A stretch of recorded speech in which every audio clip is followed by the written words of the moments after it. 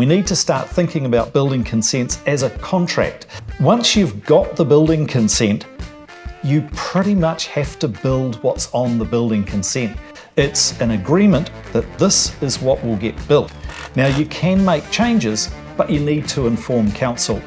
It's really important that you follow the correct procedures if you're going to make any changes. Changes to the plans require either a minor variation or an amendment to the consent. Those things can hold up the process. If I've looked at jobs over the years where they've run over time or over budget, it's often because they've needed to make changes. Now, if that's unavoidable, you need to do it right. So there's two processes basically. One is to apply for a minor variation, the other is to apply for an amendment. Typically, a minor variation is relatively small in scope. So for example, you might want to change a little bit of the bracing.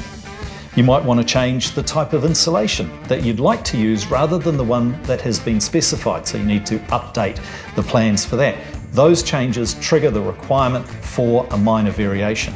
Typically, you can apply for that and have them granted on site, but you have to constrain the scope. Once those changes become more extensive, you want to change the layout, you want to change the size of a window, those sorts of things that might require specific design and engineering. Typically, that will require an amended consent.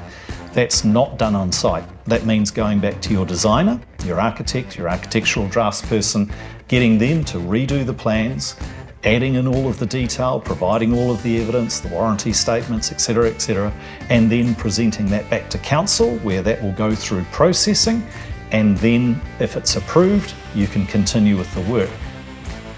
Once you submit an amended building consent, it also means that no inspections will occur on the site. That's a guaranteed way to slow down progress.